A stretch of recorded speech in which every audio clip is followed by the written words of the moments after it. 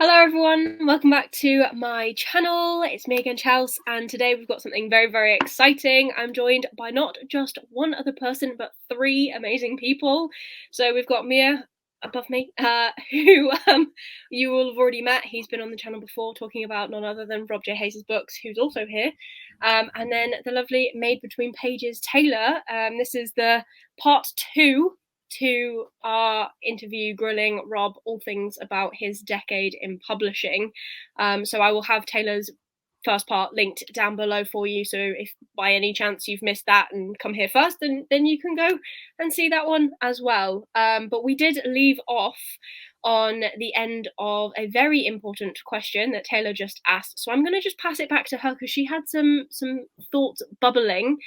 So Taylor, I will pass it back to you. In the interim, the bubbles have cooled, so let me see what they were. So the question that I had asked last were peaks and valleys of Rob's career, and he had a very good couple of responses there. With one of the peaks, or the peak that you mentioned, being that Never Die, I believe, was one that sold like hotcakes, right? And made you feel like you could continue being an author and not get another real job, as you mentioned, which I argue what you do is very real. But what do you think it was, looking back on that environment that Never Die came into, that made it sell like hotcakes? What do you think, if there was a couple factors that combined together, a specific environment that made that book take off in the way that it did? Well, it was actually The War Eternal that really sold like hotcakes. Oh, okay. My apologies. Never Die did sell really well, though. Bizarrely, not in ebook. It's never really sold particularly well in ebook. However, it sells a hell of a lot of paperback copies, which is bizarre. I don't know. But I think there you go. There's a nice example. There'll even be special editions soon as well, because I have to go and sign all of those at some point because Broken Binding have had them all printed. So 1,500 books to be to sign. Anyway, Never Die did sell really well, and I think it's because at the time there wasn't really much else that was like it. There wasn't a lot of Asian fantasy around at the time for a start anyway, and also it's very much a sort of sword and sorcery story rather than a epic fantasy or something like that. So which I still think hasn't been done much. There isn't a lot of Asian sword and sorcery out there, at least not in English translation. So I think it found a sort of niche in the market, basically, that it could just fill. And the cover really helped because, Felix Ortiz and Sean King are amazing, and they just make all my covers look amazing because they're brilliant. But The War Eternal sold like hotcakes, and I don't really know why. I think the rapid release schedule of it certainly helped, but I think the pandemic probably helped as well. But I think largely it was just the fact that a lot of people really connected with Esker as a character, and that obviously helped to really drive the word of mouth, which led to a lot of sales, basically, I think. I do agree with what you said about connecting to Esker, because that was my first, Along the Razor's Edge was my first book by yourself that I actually read, and it was amazing. 5 stars, 100%. Where did Esker's origin for that book, there you go, beautiful cover. Where did Esker's origin and the whole story come from? What inspired you to write this story? Esker's, the whole War Eternal is a really bizarre one. I don't really know where it came from. There's no sort of specific inspiration point that I can sort of like remember. There are certainly books where they certainly helped. Things like Mark Lawrence's Broken Empire series. Mahir actually was the one that told me to read that series, and I did. I fell absolutely in love with it. It's partly because obviously the character is almost unlikable, in that series. He's very much an arsehole. But it's Mark Lawrence's way of writing that particular series which really dragged me in. It's almost like there's so much philosophy in there, and I really wanted to write a series that could do a similar sort of thing, drag philosophy into the narrative. And then also like Skull Swarm by Brian Staveley. I listened to that on audio and fell absolutely in love with the voice of it. It was just so strong, and it made me want to give first person writing a go. So I would definitely draw those 2 points as sort of inspiration, but I can't say that was a specific sort of like, this is where Eska came from at all. Yeah. It was more, I wrote, she popped into my head in this setting, and I wrote a few chapters and I sent it to my early readers, and they all came back saying, this is such a strong voice, we want more. So I decided to write more. Basically, I know that there are certain aspects within that series which they're kind of spoilery to talk about, but they are drawn from specific inspirations that I did have. Like there's an interaction between the various gods which is very much drawn from like the Dark Crystal film, which is about as unspoilery as I can get with talking about that bit. And the setting itself, I realized that there's not a lot of books that are just set entirely underground. At the time, I could only name one, and that was The Fade by Chris Wooding. But then by the time I published The War Eternal, there was at least one other, which is Faithless by Graham Austin King. In fact, I actually wrote Along the Razor's Edge, and then about 2 months after I finished writing it, he released that book, and I was like, bloody hell, really? It's a very different book, but the setting is kind of similar. It's this very sort of claustrophobic underground mine type setting.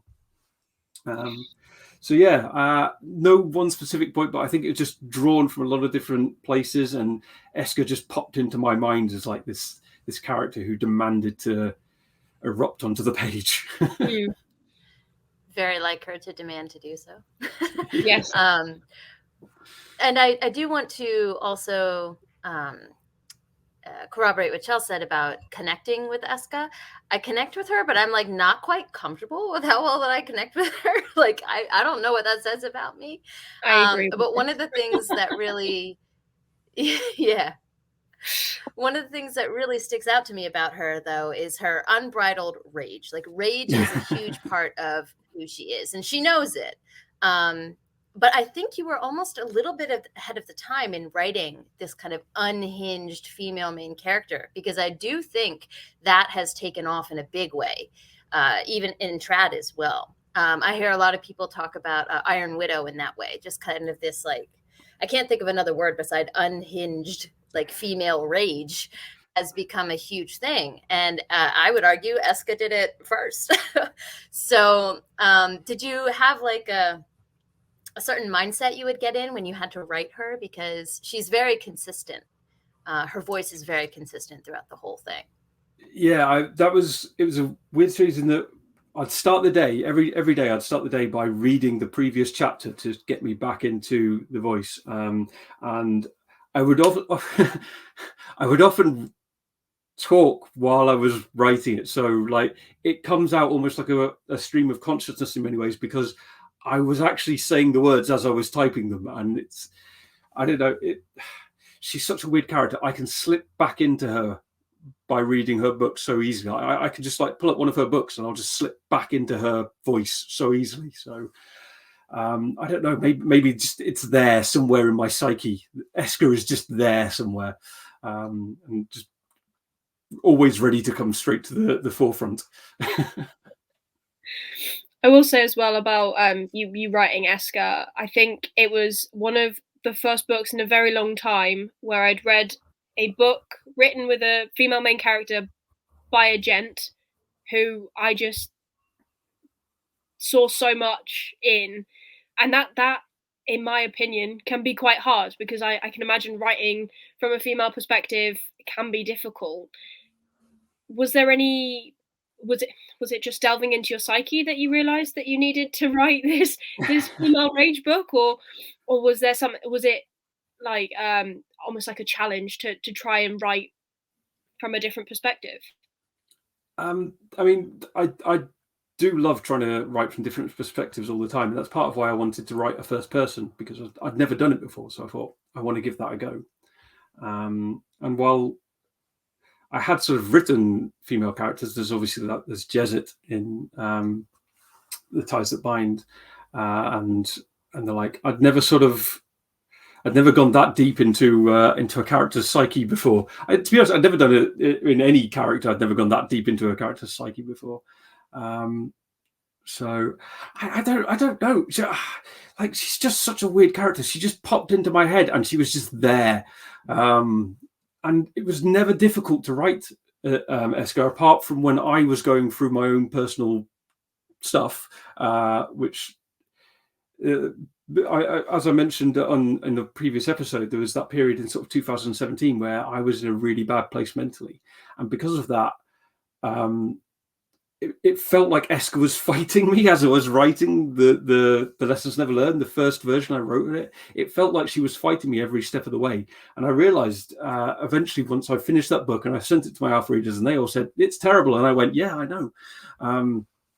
I realized it's because I'd gone wrong very early in the book, and I was pushing it in a way that it didn't feel natural. And that's why it felt like Eska was just fighting back against me, because I essentially turned her into a very sort of passive character in the book. Things were just happening to her, and she wasn't, well, she'd react to them. She wasn't taking control, which is very much not an Eska thing. She takes control. She happens to the story. She inflicts herself upon the world.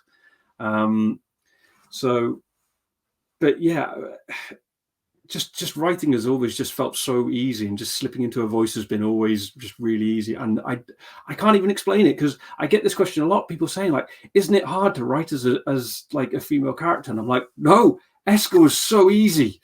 Like, she's just there. She is a unique character though, Rob, because even though you have written like other female characters whom we love, like Jezet, like you mentioned, even you in Pawn's Gambit or Itami Cho, they're all unique, but Eska is a different brand of unique. Like there's her rage, like which Taylor and Chelsea mentioned, her rage is a point, but also the fact that she is self-conscious of how many bad decisions she has made, but she will not let that stop her from making more bad decisions or any other decisions. So she like, I don't want to make her sound like she's a horrible person. She's not. She's charismatic. She cares for people, but she's also a person for whom that rage drives her. And that is why I think which has made it what has made her so unique for all of us to read and maybe even listen about, which kind of comes to my second point, because I wanted to ask you about this. Moira J. Quirk is one of my favorite narrators, and she happens to narrate these books, which I don't know if Taylor or Chelsea, if you have heard the audiobooks or if you read them, but how did that happen? Like, how did Moira Quirk come to narrate these books? Because she's done a magical job, not even fantastic. She's done a magical job narrating her at various time points, her voice modulations, her anger, her not depression, but her sadness within it all comes out so beautifully in the audiobooks. I would love to take credit for that, but it was not my choice. I was the happiest I've ever been when Podium, they're the audiobook publisher that published The More Eternal, when they came to me and said, we've secured Moira Quirk, I was like, oh my God, that's amazing. Because I just finished listening to Gideon the Ninth at the time, which is also narrated by Moira Quirk. And I was absolutely in love with that book. I still am. I've listened to it like 4 times. I love it. And she did such a good job. And I just thought she'd make an excellent Eska. And then that's who Podium hired to do it. And I was like, oh, you just got the perfect person. So I wasn't involved in the choice at all, but it just turned out it was the perfect one, because she does such a fantastic job bringing Eska to life. She really does. I haven't listened to the audio, but now I want to. I highly recommend it. I can recommend as well. It's fantastic.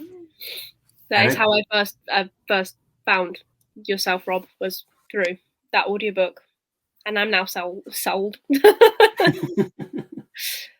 Rob, is it the one on the YouTube channel which you have with all the authors, or is that the Heresy Within, that's on the YouTube channel. That's the Epic Fantasy Audiobooks is a YouTube channel where me and a few other authors like Zach Argyle, he's the one who runs it, post up some of our audiobooks to be listened to absolutely free.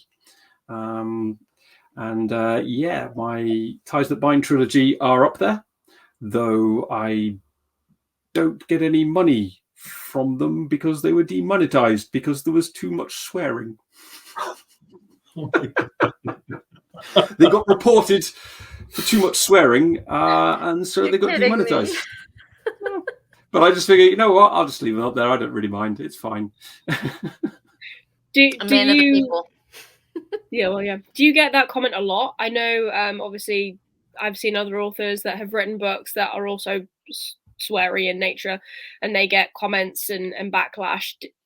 Is that something that also happens to yourself? Do you get readers messaging you going, "Excuse me, there's too many swear words in this. How dare you?" No, they don't tend to message me. I see it on reviews sometimes, depending on the book and the series. Like the First Earth it's very sweary, to be honest. It's very sweary, it's very bloody. I never set out to write a grimdark book, but it certainly sits in grimdark, in that sort of genre. And there are a lot of reviews, especially early on. There were a lot of reviews of people saying, you know, this is just so foul-mouthed and all of that lot. I did get quite a few comments about Esker's foul mouth, actually, when I first released The War Eternal. In the first couple of months, I got a lot of comments saying that she was very sweary. So I actually went back through and re-edited it and took out some of her swears, because I realized that, yeah, they were probably right. She was overly foul-mouthed, and it was always one of those things where she was supposed to get progressively less foul-mouthed as time went on, because it's part of growing up. She starts off at like 15 years old, and she's full of anger. Yeah, she swears a hell of a lot. But then as she grows up, yeah, she chills out a bit in that sort of sense, and she doesn't swear quite so much. But yes, after I reread through Along the Razor's Edge that first time, I realized that some of the reviewers were right. She went a bit far, and there's just a few times where it's like, stop swearing. I also have seen that comment before from one of the people that I talk to. Now that we're currently reading the Ties That Bind trilogy as part of a read along with my friend Lisa, he the guy that mentioned it did say there were some very interesting points within that book, not just regarding swearing, but other things that happen within that book that are a bit uncomfortable, which, I mean, it happens, doesn't it? But if you didn't mean to write a grimdark per se, how did that story develop into the way it is? I never set out to write grimdark, because I mean, I didn't even really know the term at the time, but I was never sort of like set out to make, I'm going to make this as dark and gritty as possible. But it's very much a product of the time, because when I was writing it, which was sort of at this point 14 years ago or so, I think, a lot of the books that were really popular, there were obviously like Game of Thrones, there was Joe Abercrombie's First Law, there was Peter V. Brett's Demon Cycle, Mark Lawrence.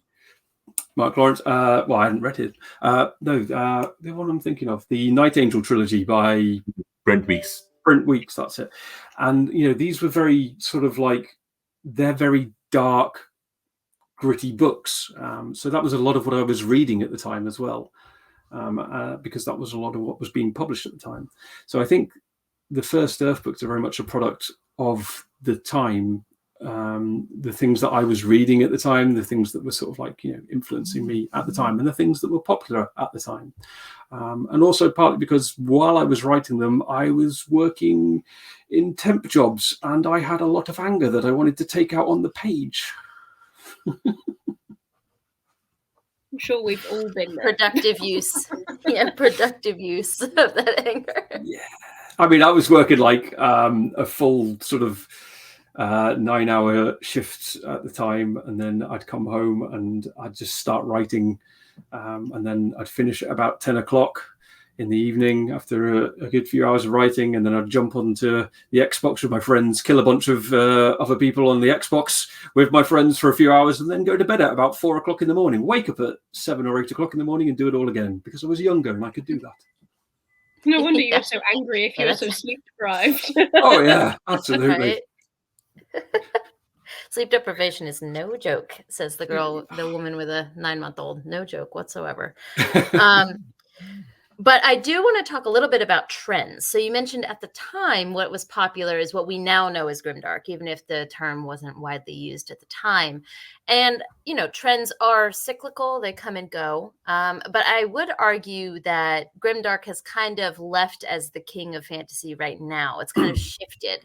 While there will always be grimdark stories and they're popular, there was the shift to cozy fantasy. And then I'm almost feeling like the rumblings of like epic fantasy, kind of, a little bit more good, evil, not as dark stories seem to be getting popular. I don't know if it's just me that's feeling that.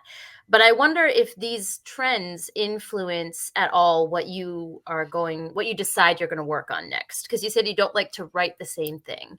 So I wonder if maybe, Travis Baldree, sets off cozy fantasy. And then you're like, oh, that might be kind of fun. Like, why don't I try my hand at that? Do you find that trends influence what you'd like to try next? They certainly do, because, like most things, I am influenced by the things that I am, consuming as well. So if I'm watching, a hell of a lot of cozy fantasy or cozy TV or whatever, and reading a bunch of cozy, then I'm probably going to write some sort of cozy type of thing. Like I know that Spirits of Vengeance turned into a very anime-esque book, because I was watching a bunch of anime at the time. I was watching things like Hunter x Hunter and My Hero Academia. And yeah, those definitely influenced. I was like, right, I want to write something that's like full on sort of shonen style anime, which is where that sort of came from. So I think, yeah, definitely influenced by trends myself. I don't set out to specifically write a trend. So I'm not exactly falling over myself to write a romantasy right now. But I am influenced by the things that I'm consuming. So I will definitely find that if a hell of a lot of something is being published, and that's the sort of thing that therefore I'm reading because of it, then I probably will start writing a bit more towards that sort of thing. So just talking about trends as well, and this isn't directly linked to your books, but it's directed to you as a person, Rob. What is your current favorite trend that you're seeing at the minute? Is there something at the minute that's you're just like, yeah, I will read everything in that trope or genre that I can? I don't know if it's a sort of trend or genre. Right at the moment, I would love to find more things like Gideon the Ninth, funnily enough, because as I say, I absolutely love that book and the entire series. I'd love to find more like it. I also listened to the Scholomance trilogy, which I felt was quite sort of similar in voice. It's that really sort of like powerful, quirky voice that just, I don't know, there's something about it. It drags you through the story, even if the story isn't like the best in the world. If the voice is powerful enough, it drags you through it. So I think for me, that's it's not really a trend, I guess, but yes, things with that sort of powerful, quirky voice are certainly the things that I'm looking for at the moment, because they're so much, they're so fun to listen to that they can just, you can get absorbed by the voice. You mentioned listen to. So do you consume your reading in the written form or the listening form more nowadays, Rob? I'm more listen to these days. I'm more like sort of 2 to 1, I think, these days. So, and part of that is because I get to listen to books while I'm walking the dog or while I'm out for a run. Whereas I find that my time is quite limited. My free time is quite limited otherwise. So I don't get to sit down and just read for 2 or 3 hours. Sorry. And I also find that after a full day of writing or editing, it can be quite a struggle to then sit down and read a book, because I've been staring at words all day. So then to go and stare at words again all day is a bit like, it gets to the point where I'm just like, I'm too tired to look at words anymore. I can't do it. So yeah, I think I'm probably at about 2 to 1 these days, but it can depend on if I find a book or a series which really captures me. If I'm sort of reading it, like I read the last 3 Expanse books in a week each at the beginning of the year, just because I absolutely love that series. And I finally got like the 9th book, so I had like 7, 8, and 9, the final trilogy, as it were. So yeah, I started reading those, and I was like, that's it, I'm done. I'm just reading these books. There is nothing else in my life.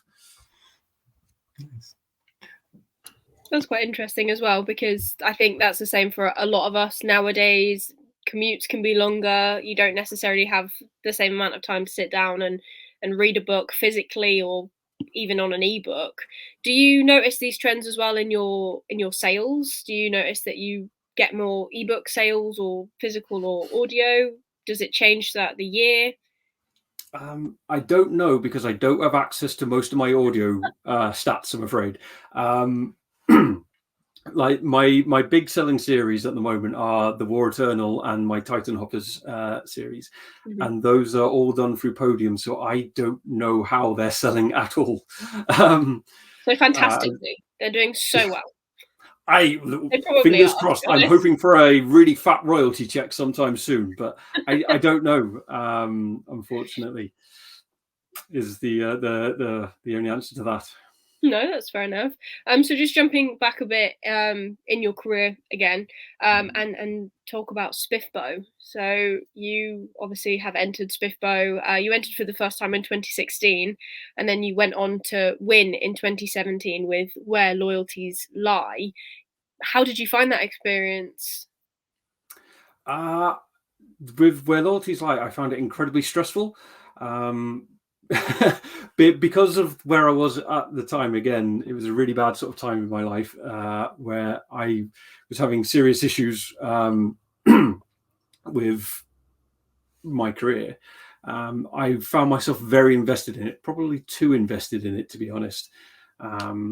So I was, a lot of authors will do this. They'll say, like, it's every time they see like a poster, like, God, is it mine? What's the rating? And I was certainly in that, and especially towards the end, where I'm sat there going, well, I'm in with a shot to win it, but there's also sufficiently advanced magic, and that's a big book, and that's doing really well, and so it was very stressful that first time round.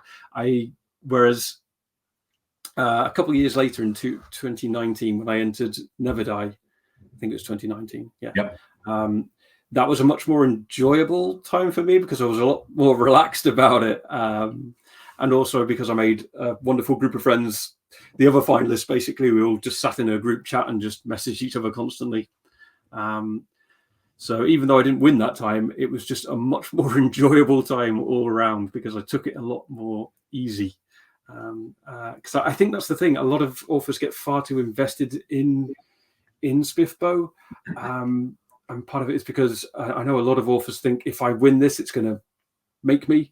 And I think that's a bad way to really think about it. It can really do wonders for your career. But I think the best way to think about it is just, I'm gonna meet some other authors. I'm gonna meet some reviewers. I'm just gonna join the space, this writing space that exists online. I think that's great advice, and also, winning is not the end-all be-all, I can say, as a Spiffbo judge. So I think it was Josiah Bancroft. Yep. He didn't win, but his books took off because enough people read them and liked them that it got him a start. So I think that's wonderful advice, that it's, the journey, not to say, journey and destination, not to bring up a quote from Brando Sanda here, but it is the journey, I think, that is the best thing to emphasize when it comes to Spiffbo. Absolutely. I agree. And I think it does wonders, even if you don't win. This is my first year taking part in it, and I'm finding authors and books that I would have never picked up if it wasn't for Spiffbo. I've seen other people doing content around it. It's again, yeah, it is the journey and just getting your book out there, just being part of it, being part of those graphics. I think that's a really big push as well. Obviously, it seems like it's a rather stressful time when you're trying to get into Spiffbo, but once you're in there, like it seems to kind of mellow out a little bit. Would you ever think about taking part in Spiffbo again? No, I don't think I would again. It's done a lot for me, and I'm really sort of like happy for that, and I'll continue to sort of like share things around for it and everything. But I think, yeah, I just think I've won it once. I've been a finalist another time. I think that'll do. Hey, what about repeat winners? You know, we never had a person winning SPFPO twice. So maybe maybe that can happen too. So why not? Yeah. No, on a serious note, though, besides SPFPO or SPFPO, I did want to ask this because you mentioned a while ago that you're going to sign the Never Die special editions. How did that come about? Because if I'm not wrong, that's with Broken Binding, right? That they are a really spiffy press. They are doing some really fantastic editions. And while your original edition is really fantastic, we want to know more about that. How did the Broken Binding thing come about? Yeah, well, Matt, who's the guy who runs Broken Binding, he basically got in touch with me. Was it last year, beginning of last year, I think, and said like, yeah, we're doing these sort of special editions, and we'd love to do a Never Die one, which was great because I was thinking of doing a Kickstarter for a Never Die special edition at the time, and I was like, how do I do this? How does a Kickstarter work? I don't know what I'm doing, because this was before really there were companies, because there are now companies that will run the Kickstarter for you and take a lot of the heavy lifting and the stress bit off your hands. But they didn't really exist back then, so I just had no idea what I was doing. And then they just happened to come along at the right time and say, can we do a special edition? And I went, okay, yeah, Kickstarter, go away. I'll just, take it, go for it. Which is wonderful because they said, you get the artwork done and we'll give you the money to fund it. And then we'll do these lovely special editions. We'll do all the selling for it. All you have to do is pop on over, which is great because they live like in Birmingham, which is down the road, and do all the signing. Nice. Well, we can't wait to get those editions because I think they're shipping them soon after you sign them, right? Yes. In fact, I'm supposed to be going over sometime in the next couple of weeks, I think, to go and break my wrist signing all those books. It's a worthy cause. Matt is amazing. From the Broken Binding, he's just so passionate about what he does. We were lucky enough to have him on Page Chewing, and just hearing him talk about how much he loves what he does, it's incredible. So I'm so happy to see that you'll be on the Broken Binding press, because the books that they have released thus far are beautiful. Sewn binding, it must be just a dream to see your baby looking that spiffy, that shiny. I know. It's going to have gilded edges and everything. Ooh, but yeah, I've never had a full-on special edition so far. I mean, I've got the War Eternal hardbacks are obviously very fancy, but they're not like legitimate special editions. They're just, these are the hardback editions. So this will be my first time with a lovely special edition. I can't wait to sniff it. Yes, I am a book sniffer. You heard it here first. You're in good company, but you're here first. Oh man! So this is again. Oh, sorry, I'm here. This is again kind of a macro scale. So sorry for kind of whipping you left and right about what part of your career we're asking about. But I've always wondered, from someone who has so much work out there, is there something that you would consider a thing that you've written that you're like, damn, I am so proud that I wrote that? Something that you still look back on and you're really proud to call your own? Or, similarly, if there's something that's a book baby of yours, something that maybe isn't the best thing you've written objectively, but you just love it with all of your heart. Do you have either of those things kind of in your body of works? I mean, I tend to love most of the things that I've written. It's part of why I sort of write them. the Herald, the first book in the God Eater saga, is very much a book baby for me. I'm really happy to be finally getting that to people, and I can't wait for people to read it. And I'm scared for people to read it, but I can't wait for them to read it. And and I think that's partly because I've been writing it and rewriting it for so long. This is without a doubt the most time and the most planning I've ever put into a book or a series, and the most rewrites a book has ever had. I think it's gone through 7 drafts, and for me, each draft usually consists of about 3 edits. So it's been re-edited about 20 odd times. So that's definitely sort of a book baby for me that I really can't wait to get out there.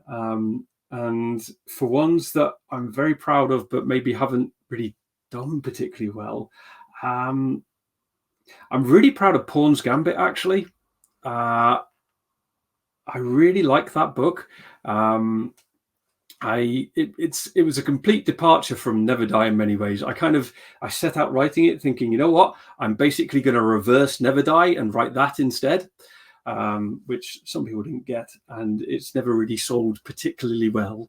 But I absolutely love it, and I think it was a really good exploration journey of a character, basically, of you, the character. It always sounds weird saying it because I can't pronounce it at all, but yeah. It's weird to write a character and I can't pronounce their own name. Am I right in thinking that Pawn's Gambit and Never Die are all part of the Mortal Techniques? They're the 3. There's another one as well, isn't there? There's 3 standalones. Yes. That work. There is Never Die, Pawn's Gambit, and Spirits of Vengeance. They're all standalone books in the Mortal Techniques universe. There is also 2 short stories. There is The Sentry Blade and The 2 Faces of War. And there is something else coming. That was going to be my next question. Will there be more in that series with the standalone nature? Yes. So there's something coming. Would you write another standalone, not necessarily set in the same world, but... Yeah, I really like standalones, to be honest. They give you a chance to explore something without having to commit to a larger series. You may not get quite as much character development as you will across like a long series, but I like to think that they're a much easier space to explore a specific concept. So I feel like, yeah, if the right idea popped into my head, I would certainly write more standalones. So yes, and there is certainly another something possibly standalone Mortal Techniques maybe thing coming sometime soon. Yay! But also, Rob, because you gave such a fantastic character arc to one of the side characters, Yanmei, for all those who probably don't know, this is Yanmei. She is a minor character in the Pawn's Gambit. She is a proper character in Spirits of Vengeance, but I have been begging Rob to maybe give her a proper novel of her own, just because she is so goddamn badass. She is. And for those who haven't read it, Pawn's Gambit has one of the best action sequences that I have read, at least from from all of your books, Rob. And I'm not going to spoil it because it is, it's further along in the book. But for readers who read that book, have they commented on that? Because there's very little action, but when there is, it's blazing across the pages. I haven't seen anybody specifically commenting about that, but I would hope that there are, because that is the most Super Saiyan I have ever put into a book ever. It's just like when I was writing it, like the side note I had, like when I was writing that scene, the little note is just like character goes Super Saiyan. So I remember messaging you as I was reading it, because it just kept on going up the whole action sequence, and I was like, did you do it? Did you not do it? It was super fun to read. But yeah, please, if you can in the future, Yanmei deserves her own story. So if you can write her, that would be amazing. No promises. Yeah, that's fine. You got to finish the God Eater ones as well. I know. I've got so many projects on the go. It's like one at a time. Can you maybe talk to us a little bit about your collaboration with Sean T. King and Felix Ortiz? Because since we're talking about all of this lovely book covers and everything, you have been working with them since now 5-7 years now, if I'm not wrong. I think you met Sean through Ragnarok, and then how did you come across Felix? I came across Felix from a single piece of artwork that he had shared online somewhere. I can't even remember where. It was a samurai piece of artwork called Musashi. And it was almost like it was a sort of watercolor painting, the style that he used for it. And it just floored me. I thought it was absolutely beautiful. It was kind of simple in a way, but absolutely gorgeous. And from the moment I saw that, I was like, that's the guy I want to do the cover for Never Die. In fact, it might have even been Sean that had shared that piece of artwork. That's how I saw it, maybe. I don't even know. But yeah, so I saw that and just thought, that's the guy. So got in touch with him, and he was more than happy to do this cover because he loves doing samurai art. And he just knocked it out of the park, did an absolutely amazing job on Never Die. And then Sean did his usual thing, which was, the typography. He does like bespoke typography for each series. It's always like, it's not just a font which he's pulled from somewhere. He then changes the font to make it unique. And also just, I don't know how he does it, to be honest. I don't have his designer eye, but he's brilliant. None of my books would be complete without Sean King doing his wondrous things on the covers. So yeah, that was basically it. I mean, Sean, I've been working with him now for, I think, 7 or 8 years basically, and I don't even like hesitate anymore. It's just like, I've got a new book, send it Sean's way, he'll do something with it. And how did these come I about? love that when you find artists that you trust. No, I'm just adding on to the art conversation. Go ahead, Mahir. Oh, those are so pretty.